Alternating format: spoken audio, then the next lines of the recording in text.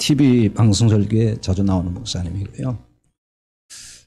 일산의 교회 목사님인데 일산에서는 그 대형 교회에 속할 거예요 아마. 그리고 부흥회에도 전국적으로 많이 다니는 목사님이십니다. 은혜 받으셨습니까? 여러분 아마 이런 설교 듣기를 원하는 분도 있을 거예요 아마. 이런 설교가 오히려 참 좋다 이렇게 할 분도 있을지 모르겠습니다. 이분의 설교를 제가 평하거나 이분의 설교에 대해서 비판하려는 건 아니고요. 이 목사님뿐만 아니고 대부분의 많은 목사님들이 이런 식의 설교를 합니다. 그러니까 일부만 조금 보셨지만은 이게 전형적인 율법주의, 기복주의 설교입니다. 설교 전체를 보면은 이제 더 분명하게 알 수가 있는데요. 율법주의 설교라는 것을 볼 수가 있어요. 신명기 28장을 가지고 이제 설교를 했는데 거기 말씀 그대로 전달을 해요. 그러니까 순종하면은 다 순종하면 이렇게 다 복 받는다. 또 순종하지 않으면 또 이렇게 다 저주가 온다. 결국 이제 그 얘기를 하는 거거든요. 대부분의 교인들은 그 복음적인 설교와 율법적 설교를 구별을 잘 못합니다. 복음과 율법을 정확히 모르면은 설교를 들으면서 분별하기가 어려워요. 그냥 분별을 못하기 때문에 일단 듣기 좋고 또 뭔가 감동이 오고 또 뭔가 막 도전이 되고 그러면은 다 뭐라고 하냐면 은혜 받았다, 은혜로운 설교다 이렇게 이제 얘기를 합니다. 그게 지금 율법적 설교고 기복적 설교인지 복음적 설교인지 그건 잘 몰라요. 아무튼 하여튼 그냥 중간중간 자기 마음에 와닿는 게 있고 뭔가 좀 감동이 있고 그러면은 다 사람들이 그냥 설교 잘한다 그러고 은혜로운 설교라고 얘기를 합니다. 아마 혹자는 이렇게 말할지 몰라요. 율법적이든 뭐든지 그저 신자들이 그 설교 듣고 은혜 받고 열심 내서 하나님께 헌신하게 만들면 그게 좋은 거 아닙니까? 설교를 어떻게 하든지 신자들이 다 은혜 받았다 하고 또 신자들이 그래서 열심 내고 이렇게 해서 교회가 잘 되고 성장하고 그러면 되는 거 아니냐고 아마 이렇게 말할 사람도 있을 것입니다. 듣기에 따라서는 그럴듯한 말로 들리죠. 그래 그게 뭐가 틀렸나? 그냥 다 좋은 게 좋은 거지 뭐. 이런 식의 생각을 하는 거예요. 그러나 율법주의 신앙이 얼마나 위험한지를 오늘 본문에서 알려주고 있어요. 이 기본 논리를 통해서 율법주의로 이끄는 설교가 왜 문제가 되는지 그거를 볼 수 있습니다. 율법적 신앙이 왜 위험한지 오늘 본문으로 들어가서 살펴보겠습니다. 마태복음 23장에는 오늘 다 읽지는 않았습니다만 이 23장에는 예수님께서 서기관들과 바리새인들을 향해 책망하는 내용이 나옵니다. 그냥 책망이 아니에요. 화 있을진저 이렇게 책망을 하시는데 한 번만 하는 게 아니고 무려 7번이나 여기 나옵니다.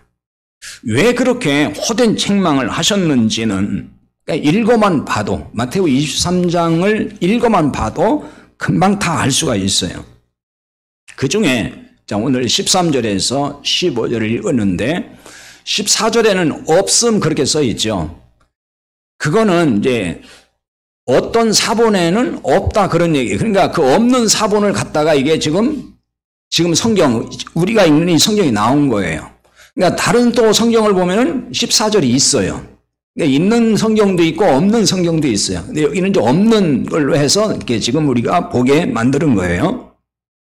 그건 다른 다음 기회가 되면 설명을 하겠습니다만은 아무튼 여기에 그 13절 15절에서 서기관과 바리새인들이 얼마나 악한 사람들인지를 아주 단적으로 보여줍니다. 이들이 천국의 문을 막았다 그랬어요. 자, 이보다 더 악한 게 있습니까? 하나님 나라 들어갈 수 없도록 문을 다 막아버렸다는 것입니다. 자신들도 들어가지 않고 들어가려는 자도 들어가지 못하게 만들었다는 거예요. 그리고 이들은 교인 한 사람을 얻기 위해서 바다와 육지를 두루 다닌다 그랬어요. 그래서 이제 교인이 생기면은 자신들보다도 배나 더 지옥 자식이 되게 만들었다는 거예요. 얼마나 끔찍한 이야기입니까? 그리고 얼마나 악한 사람들입니까?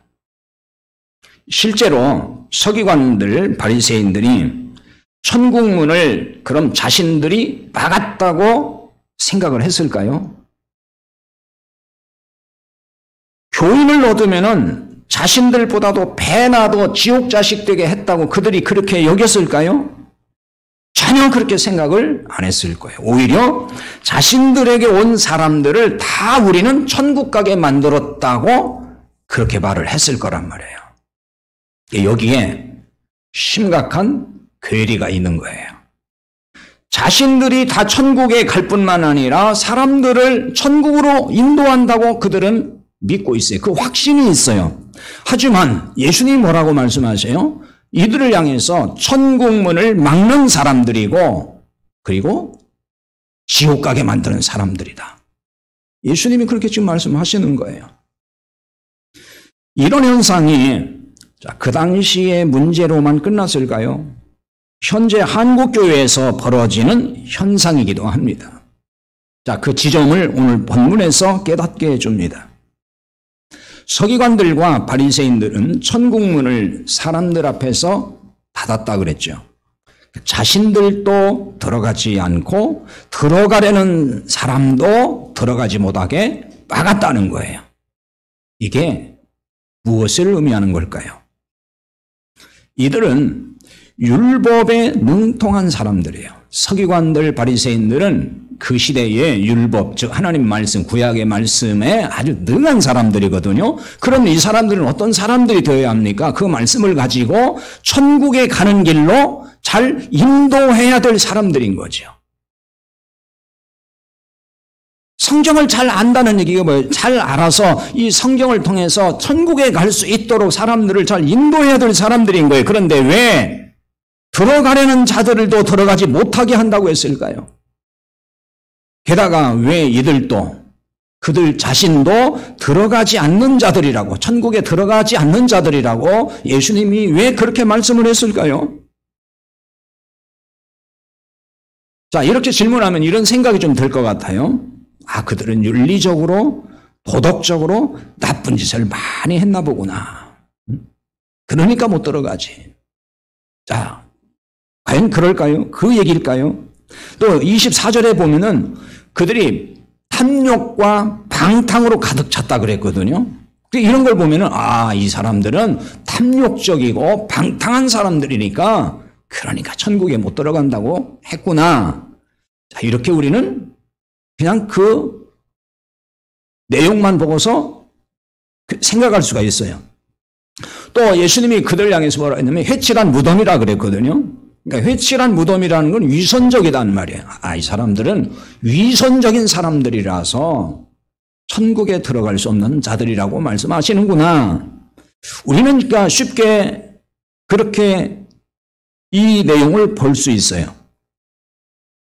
자, 그런데 이들이 이렇게 그냥 뭐 악하고 더럽기 때문에 혹 천국에 들어가지 못한다고 해도 왜 천국에 들어가려는 자들도 들어가지 못하게 막는다고 그렇게 했느냐는 거예요. 왜 그랬을까요? 또 이런 말 들으면 이런 생각이 들 수 있어요. 아, 그들에 의해서 교인이 됐지만은 와서 보니까 저렇게 부패하고 탐욕적이고 나쁜 짓을 많이 하고 하니까 실족이 돼가지고 이제 우리 하나님 안 믿는다 이랬기 때문에 그러니까 들어가려고 했던 천국에 들어가려고 왔던 사람들도 들어가지 못하게 했다라고 그렇게 이 말씀에 대해서 해석하기 쉬워요. 근데 이런 시각으로 보면은 본질을 잘 못 보는 것이 됩니다. 자, 그렇다면 무엇이 문제일까요? 서기관들과 바리새인들은 구약 성경을 잘 알아요. 율법을 잘 안다 그랬죠? 그런데 거기서 복음을 보지 못했던 사람들이에요. 복음을 몰랐어요. 요한복음 5장 39절에 예수님이 이렇게 말씀하셔요. 너희가 성경에서 영생을 얻는 줄 생각하고 성경을 상고하거니와 이 성경이 곧 내게 대하여 증언하는 것이니라. 예수님 말씀하신 거예요. 이 성경은 내게 대해서 예수님에 대해서 증언한다는 거예요. 이 성경은 구약 성경을 말하는 겁니다. 구약의 율법의 말씀이에요.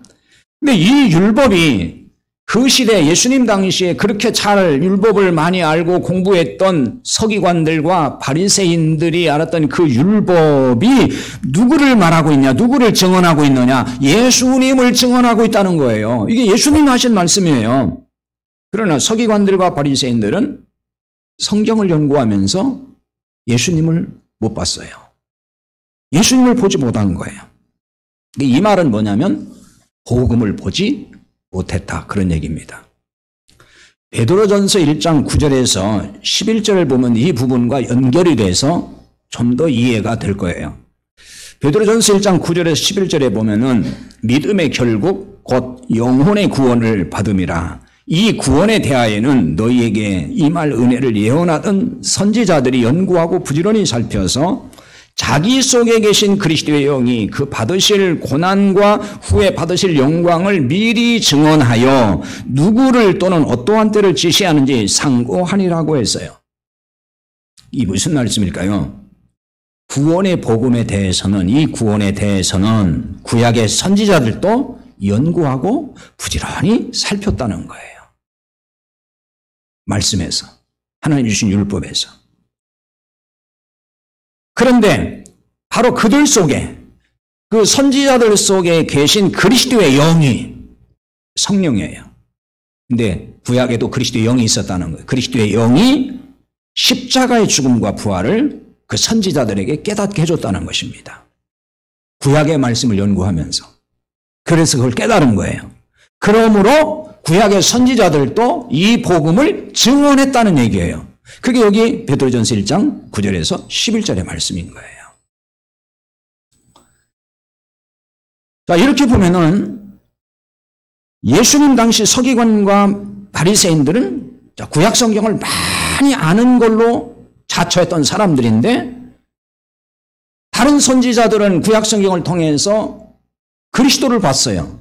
그리스도의 죽음과 부활을 봤어요. 복음을 본 거예요. 그런데 예수님 당시의 서기관과 바리새인들은 구약 성경을 가장 많이 잘 안다고는 했는데 뭘 못 봤어요? 그리스도를 못 본 거예요. 예수님의 십자가의 죽음과 부활을 구약에서 읽어내지를 못했다는 거예요. 복음을 보지 못하고 모르니까 사람들에게 다 복음을 전했을까요? 못 전했을까요? 못 전하는 거예요. 모르니까. 성경을 통해서 복음을 봐야 되잖아요. 근데 복음을 읽어내야 되는 거예요. 성경을 읽으면서. 그런데 그걸 읽어내지 못하니까 그냥 율법 그대로 얘기를 하는 거예요. 아까 신명기 28장 가지고 그 말씀 그냥 그대로 뭐 축복, 저주 그냥 다 얘기하듯이 그 속에 있는 복음은 얘기하지 않고 그냥 그대로 얘기를 하는 거예요. 복음을 못 보면은 그렇게 할 수밖에 없는 거예요. 그러니까 복음을 왜 이야기하지 못하느냐? 복음을 못 보니까 그러는 거예요. 율법 그대로 그냥 보는 거예요. 그러니까 열심히 율법을 지켜 행하라는 얘기를 하는 거예요. 복음을 모르니까. 그래서 율법의 무거운 짐을 지게 만들어줘 버려요. 여러분, 복음이란 무엇이죠? 복음이란 말은 아주 쉬운 얘기예요. 그 단어 그대로 이야기하면은 좋은 소식이에요. 기쁜 소식이에요. 이게 복음이에요. 자, 성경에 복음이라는 말 얼마나 많이 나옵니까? 복음을 전하라 그랬죠, 예수님께서도. 근데 이 복음이라는 건 좋은 소식, 기쁜 소식이에요. 근데 이 좋은 소식이라는 것이 누구나 들어도 좋은 소식일 때 그게 복음인 거예요. 자, 비가 옵니다. 장마철이 됐어요. 우산 장사에게는 비가 오면은 좋은 소식이에요, 나쁜 소식이에요? 좋은 소식이에요. 복음이에요. 그런데 소금 장사에게는 좋은 소식이 아니에요. 그러니까 이건 복음이 아닌 거예요. 다시 말하면은 비가 오고 안 오고 그다음에 또 해가 뜨고 안 뜨고 이거는 복음이 아닌 거예요. 그냥 어떤 사람은 복음이고 어떤 사람은 복음이 아니에요. 그래서 이건 복음이라고 하는 게 아니에요. 그러니까 복음이라는 건, 성경이 말하는 복음은 누구에게나 다 해당돼서 누구에게나 다 좋은 소식이 될 때, 그게 복음인 거예요. 그래서 복음이라는 게 뭐냐면 결국 율법의 행함이 없어도 하나님의 은혜로 누구나 죄사함 받고 구원받는다. 하나님의 은혜로 누구나 복을 받는다. 누구나. 그러니까 차별이 없다는 거예요. 남녀노소, 빈부, 귀천, 민족, 인종을 초월해서 누구나 다 하나님의 은혜로 값없이 공로가 없어도 구원받아 천국에 가게 된다. 하나님의 복을 누리게 된다. 그 얘기예요. 그러니까 그게 복음인 거예요. 이걸 복음이라고 하는 거예요. 그런데 어떤 사람이 뭘 해야만이 된다 그러면은 할 수 없는 사람은 복음이 될 수 없잖아요. 할 수 있는 사람은 복음이 되지만 할 수 없는 사람은 복음이 아닌 거예요. 이 복음의 의미를 잘 아는 것 같으면서도 또 적용할 때 보면은 전혀 다르게 이야기를 하고 있어요. 복음은 이렇게 율법의 행위가 아닌 은혜로 죄사함 받고 구원받는다고 말하는 것입니다. 그런데 참 아이러니한 것은 이런 걸 다 안다고는 하는데 율법의 행위로 복을 받는다라고 말한다는 거죠. 그렇게 말을 해요. 이런 논리는 복음이 아닙니다. 여러분 잘 이해를 해야 돼요. 왜 율법의 행위로 복을 받는다는 것이 복음이 아닐까요? 자, 구원이라는 개념을 이제 여러 가지 측면에서 설명을 제가 자주 드립니다만은 구원받았다고 하는 것은 또 이런 면이에요. 그러니까 율법에 대하여 내가 죽은 자라 그런 뜻이에요. 갈라디아서 2장 19절에 나와요. 거기 내가 율법으로 말미암아 율법에 대하여 죽었나니 이는 하나님에 대하여 살려 하심이라. 그러니까 율법에 대해 죽어야 하나님에 대해 산다는 거예요. 즉 그게 구원이라는 거예요. 하나님에 대해 사는 거예요. 그러니까 구원받은 자는 누구냐? 율법에 대해 죽은 자예요. 그럼 율법에 대해 죽었으니까 율법에 대해서 행할 의무가 있어요? 없어요? 없는 거예요. 죽었는데 어떻게 행하겠어요? 그 율법에 대해 죽은 자가 어떻게 율법을 행함으로 복을 받을 수 있느냐는 거예요. 한번 상식적으로 생각을 해보세요. 율법에 대해 죽었어요. 그럼 율법을 행할 수 없는 사람이에요. 근데 율법을 행해야 복을 받는다 그러면은 그게 맞는 얘기냐는 거예요. 그리고 갈라디아서 3장 13절에 보면은 예수님이 율법의 저주에서 우리를 속량하셨다고 그랬잖아요. 우리를 구원하셨다는 말이에요. 때문에 율법의 저주에서 구원받은 자가 율법을 행함으로 복을 받는다고 말하면 이건 논리의 모순인 거예요. 아니 율법의 저주에서 우리를 건져내셨는데 기껏 건져냈더니 다시 율법으로 돌아 율법을 행함으로 복을 받는다 이렇게 주장하면은 이게 말이 안 맞는 거잖아요. 그리고 예수님의 죽음을 무효화시키는 것과 똑같은 거잖아요. 아니 예수님은 율법의 저주에서 우리를 건지기 위해 십자가에 죽으셨다고 했는데 다시 율법으로 돌아가 율법을 행해야 네가 복 받는다 그렇게 말하면은 예수님의 십자가의 죽음을 헛되게 만드는 거라는 거예요. 그러니까 이게 엄청난 잘못을 얘기하는 거거든요. 그런데 이 복음을 못 깨달으니까 그거를 몰라요. 모르고 그냥 얘기를 하는 거예요. 그러면 왜 율법을 지킴으로 복을 받는다고 사람들이 그렇게 자꾸 얘기를 할까요? 복의 개념을 오해하기 때문일 수 있어요. 혹은 복의 본질을 오해하고 있어요. 잘 모르는 거죠. 성경이 말하는 복과 세상이 말하는 복을 같다고 봐요. 동일시하고 있다는 거예요.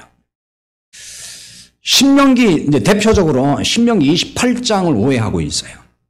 아까 어떤 목사님들 신명기 28장 가지고 이제 설교를 그렇게 했는데, 그러니까 28장은 정리하면 두 가지거든요. 율법에 다 순종하면은 이러이러한 복을 하나님 다 준다. 다 순종하지 못하면 또 이러이러한 저주를 다 받는다는 거예요. 그러니까 복과 저주가 거기 다 있어요. 근데 그 기준이 뭐냐? 하나님의 말씀 율법을 다 순종해야 된다는 거예요. 그러니까 몇 가지만 잘 순종하면 아니에요. 다 순종해야 된다고 나와 있어요. 한번 보세요. 다 순종해야 돼. 그러니까 복을 받으려면 이 율법을 다 지켜야 한다는 이 신명기 28장의 말씀을 많은 사람들이 오해를 하고 있어요. 다 다 지켜서 복을 받을 사람이 있을까요? 그런 사람이 있어요? 손 들어보세요. 다 지켜서 복을 받은 사람. 누가 있습니까? 이스라엘은 다 지켜서 복을 받았습니까? 이스라엘은 율법대로 살지 못해서 복은 고사하고 다 멸망받았어요. 이것이 시사하는 바가 뭘까요? 그러니까 율법을 지켜서는 복을 받을 사람이 없다는 뜻이에요. 그걸 알려주는 거예요. 이걸 깨달으라는 거예요. 그러니까 율법을 주신 것은 그 율법을 지켜서 복 받으라는 이야기가 아닌 거예요. 내가 이걸 지켜보니까 지킬 수 없는 사람이구나. 그래서 하나님 앞에 항복하고 하나님께 믿음으로 오라는 거예요. 그게 율법을 주신 거예요. 그런데 자꾸 그거를 지킬 수도 없는 걸 지켜야 복 받는다고 얘기하면은 너무 말이 안 되는 얘기를 지금 하는 거란 말이에요. 그 지키라고 하는 사람도 못 지킬 거예요. 자기도 못 지키면서 남한테 계속 지키라고 하는 것이 얼마나 모순된 것이냐는 거예요. 예수님이 이 세상에 오신 이유가 무엇입니까? 율법의 무거운 짐을 우리를 대신해서 짊어지시기 위해서 오셨어요. 마태복음 11장 28절에 잘한 말씀이 있어요. 수고하고 무거운 짐진 자들아 다 내게로 오라 내가 너희를 쉬게 하리라. 여기서 수고하고 무거운 짐이 뭔지 아십니까?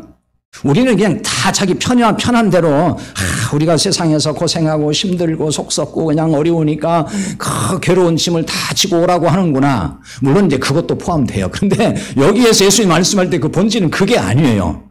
율법의 무거운 짐진 자들아 다 오라는 거예요. 너희가 율법의 무거운 짐을 지고서 헐떡거리지 말고 힘들어하지 말고 괴로워하지 말고 다 오라는 거예요. 그러면은 내가 그 짐을 대신 져주고 너는 쉬게 해주겠다. 그 얘기를 하시는 거예요. 그래서 복음인 거예요.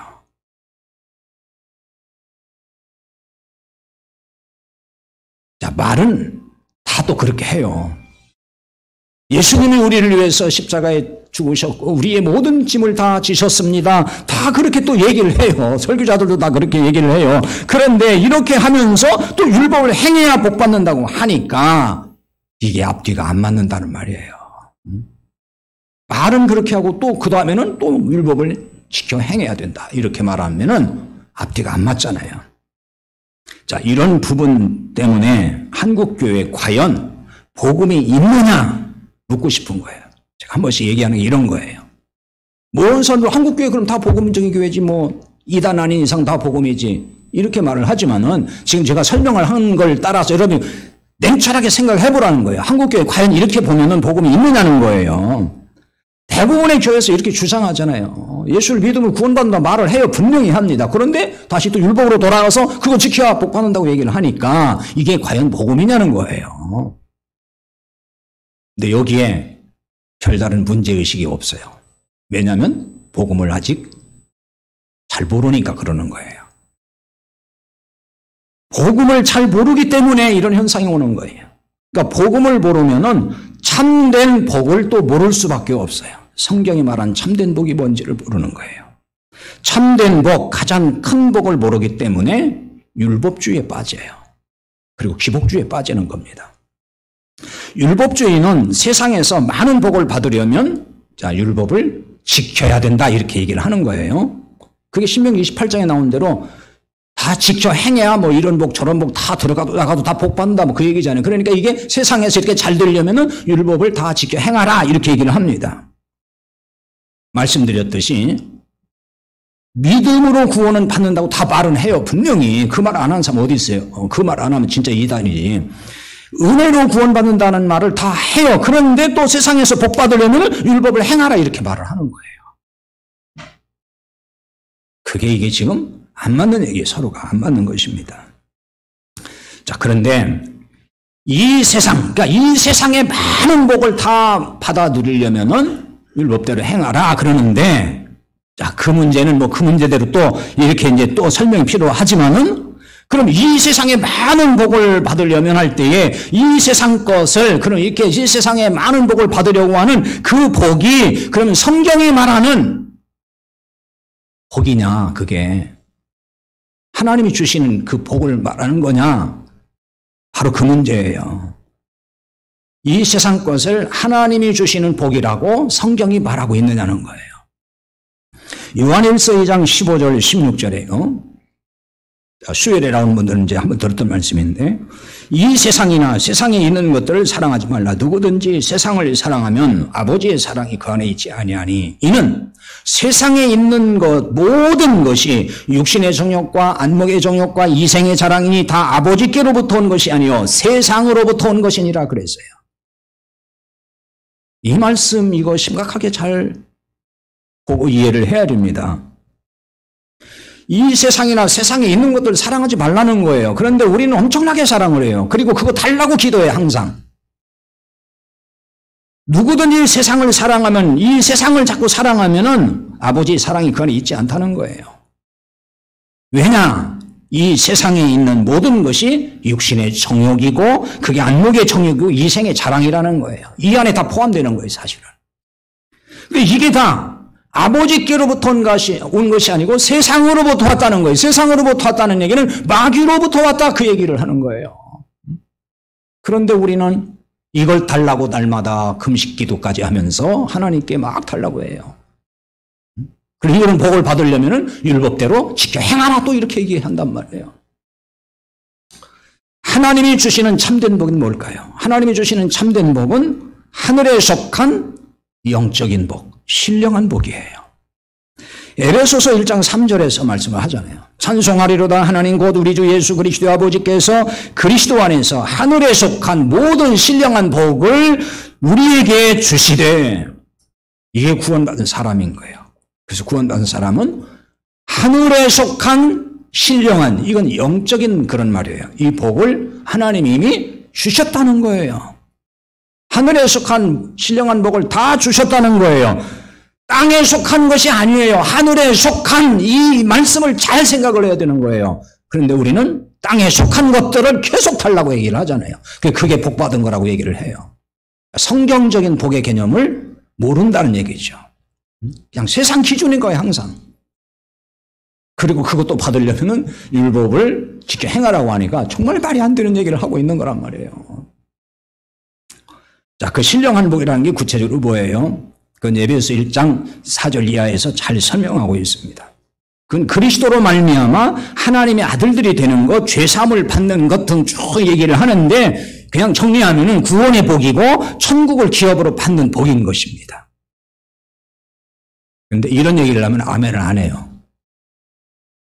그러니까 그건 뭐냐면은 아직도 천국에 확신도 없는 것이고 이 하늘에 속한 복이 얼마나 크고 위대한지를 아직도 잘 모르는 거예요. 그러니까 그게 틀려도 그게 뭐 세상에서 잘 돼야 그게 잘 된 거지 뭐, 이런 식인 거예요. 그러니까 이게 정말 답답한 얘기예요. 이게 답답한 거예요, 이 현실이.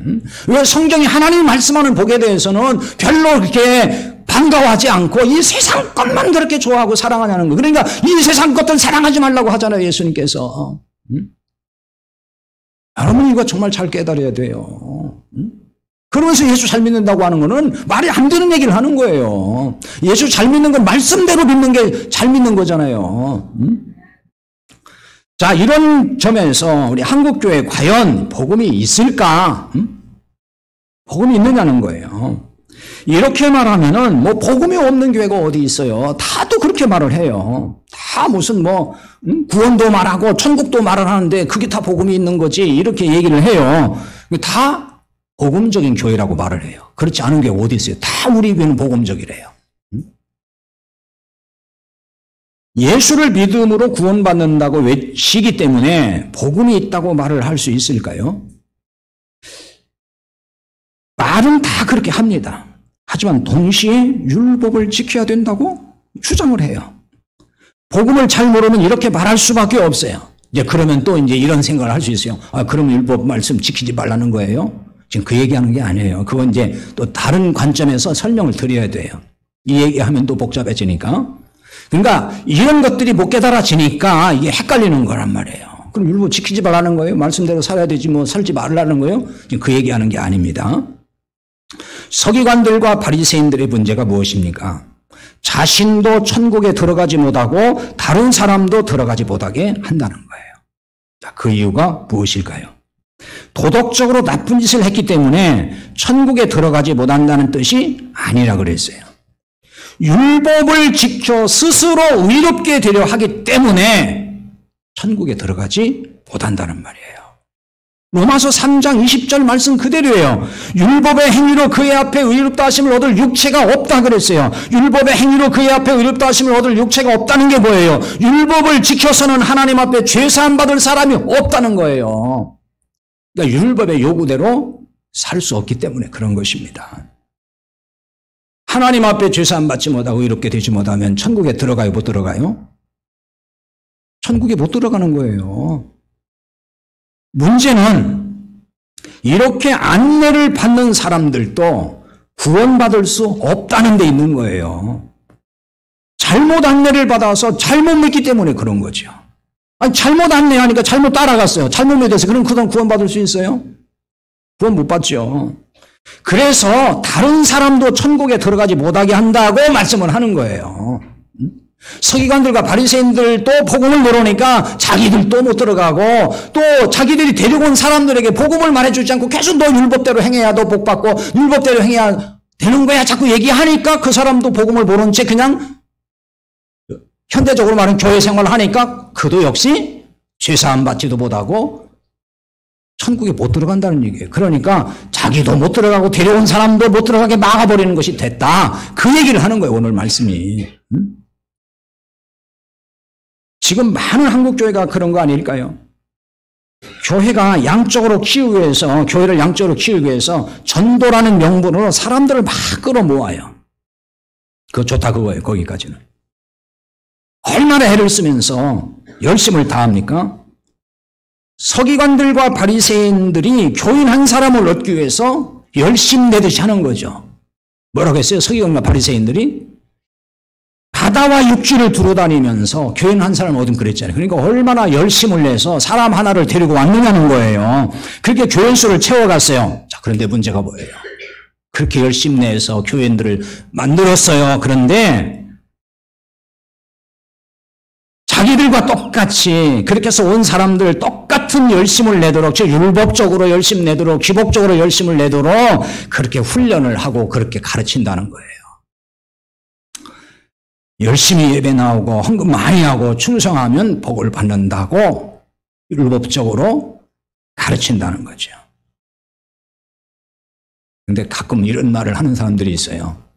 하늘의 복과 땅의 복, 뭐 땅에 기름진 복을 달라고 기도하고 뭐 그러는데, 그러니까 땅의 것만 얘기하면 이제 기복주의 신앙이라고 비판받을까봐 그런지 하늘의 복을 돋아 붙여가지고 얘기를 하는데 사실 하늘의 복은 별 관심이 없어요. 땅의 것이 더 관심이 있는 거지. 그렇잖아요? 솔직히 말하면 그렇잖아요. 그렇게 해서 열심을 내게 만들어요. 그렇게 해서 열심 내게 만들어요. 이런 열심은 이게 복음에서 나온 것도 아니고 성령의 능력으로 나오는 열심이 아니에요. 그거 아무 상관이 없는, 그냥 그걸 얻기 위해서 그렇게 해야 된다니까 그렇게 열심히 뭔가 지켜 행하고 이렇게 충성하고 이렇게 하면은 복을 받는다니까 지금 하는 거지. 그가 무슨 복음에 감격해서 하나님을 정말 뜨겁게 사랑해서 성령이 임해서 그 능력 가지고 열심히 내는 게 아니란 말이에요. 그런 열심이기 때문에 결국은 하다가 쉽게 실망하고 쓰러지고 시험 들고 나자빠지고 이러는 거란 말이에요. 자, 이렇게 되면은 심각한 문제가 구원과는 상관이 없는 교인이 된다는 점이에요. 교회에 나와 뭔가를 열심히 하면 구원받는 걸로 그냥 착각을 해요. 자기가 열심히 나오고 있으니까 뭔가 일을 하니까 나 이제 구원받았어 이렇게 생각한다는 거예요. 말은 예수를 믿는다고 하지만은 믿는다는 의미도 잘 몰라요. 무엇을 믿는지도 몰라요. 그냥 교회 다니니까 다 믿어, 나 예수 믿어 말은 다 해요. 그런데 정말 물어보면 뭘 믿는지도 몰라요. 그냥 무조건 믿는데 예수 믿으면 잘 되고 복 받고 또 그 다음에 천국도 가고 이렇게 그냥 믿는데 이게 믿는 게 아니에요. 좀 뭘 믿는지도 모르잖아요. 바울은 갈라디아 교회에 다른 복음은 없다고 하면서 매우 강하게 책망을 해요. 왜 그렇게 강한 어조로 책망을 했는지 이거 깨달아야 돼요.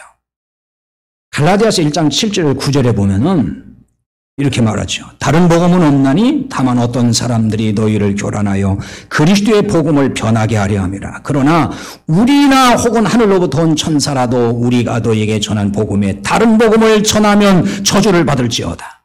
우리가 전에 말하였거니와 내가 지금 다시 말하노니 만일 누구든지 너희가 받은 것 외에 다른 복음을 전하면 저주를 받을지어다. 얼마나 무서운 말씀입니까? 다른 복음은 없다. 다만 이런 사람들이 어떤 사람들이 너희를 교란하여, 즉 갈라디아 교회 성도들이 참된 복음을 듣고 믿었어요. 그런데 어느 날 다른 복음을 전하는 사람이 돌아와서 교란시켰다, 즉 선동했다는 말이, 이 말이 어지럽혔다는 거예요. 그래서 복음을 변하게 했다. 이 변하려 한다는 얘기는 방향을 바꿔놨다는 거예요. 그러니까 사도 바울은 믿음으로 구원받는다 그랬는데 그 사람들은 이제 그걸 바꿔가지고 믿음의 반대가 뭐죠? 행함으로 이렇게 바꿔놨다는 거예요. 여기서 말하는 다른 복음 뭘지요? 갈라디아 교회를 향해 사도 바울이 말한 다른 복음이 뭐예요? 그게 바로 율법주의 신앙, 율법을 행해야 된다. 그걸 의미하는 거예요. 그러니까 율법을 지키면 의롭게 된다는 거예요. 예수를 믿을 뿐만 아니라 율법의 행함이 필요하다. 이렇게 주장하는 사람들이 그걸 향해서 다른 복음이다. 복음이 또 있다는 얘기가 아닙니다. 그건 복음이 아니다. 그런 뜻으로 얘기를 하는 거예요. 한국교회도 이런 율법주의 신앙이 팽배한데도 불구하고 그걸 대수롭지 않게 여기고 있습니다. 그러니까 정확히 표현하면은 다른 복음을 전하고 있음에도 불구하고 그것을 문제라고 보지 않는다는 거예요. 그저 교인들이 열심 내게 해서 뭔가를 하면은 그게 최고의 신자로 대접을 받고 그저 교인 열심 내서 교회가 막 성장하고 뭐가 잘 되면은 그게 최고의 선이라고 생각을 해요. 성경과는 전혀 상관없는 그 열심을 통해서 뭔가 하고 있는데 그렇게 가고 있다는 거예요, 지금. 여러분, 여기에 무슨 구원이 있겠습니까? 다른 복음을 전하는 목회자들도 결국은 자신도 그걸 모르니까, 복음을 모르니까 그렇게 전할 것이고, 그러니까 그렇게 전하는 사람도 어떻게 구원을 받겠냐고요. 구원과 상관이 없는 자들입니다. 천국에 들어갈 수가 없어요. 그리고 이런 목회자에게서 듣고 배운 교인이라면은 어떻게 복음을 알겠습니까? 복음을 알겠어요? 복음을 모르죠. 그럼 복음을 모르면은 천국에 들어갈 수가 없어요. 결국 목회자가 천국 문을 막는 것이 되는 거예요, 이것은. 수많은 사람들 데려다 놓고 결국은 천국에 못 들어가게 막는 것과 똑같다는 것입니다. 그러니까 목회자에게 정말 두려운 말씀이에요. 저는 설교할 때마다 두렵고 떨림으로 항상 서요. 그 긴장이 돼요. 그래서 사실은. 왜냐하면은 제가 잘못 전하면 안 되잖아요.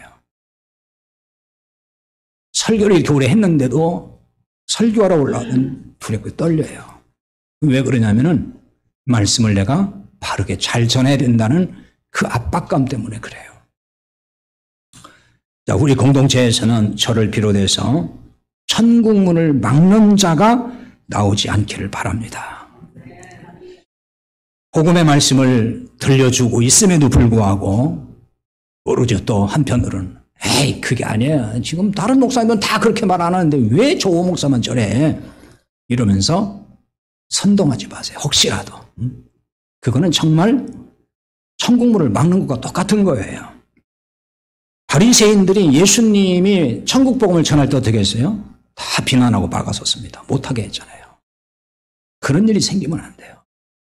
정말 참복음이 전해질 때, 선포될 때 그걸 환영하고 좋고 야 정말 좋다. 이 복음이 계속해서 증거돼야 되고 우리도 나가서 이렇게 복음을 전해야 된다. 이런 마음을 다 가져야 돼요. 그래서 여러분 주변에 있는 사람들도 참복음을 알려줘서 그들이 하나님 나라에 들어갈 수 있도록 해야 할 것입니다. 기도합시다. 자, 오늘 말씀을 붙들고 한번 기도하십시다.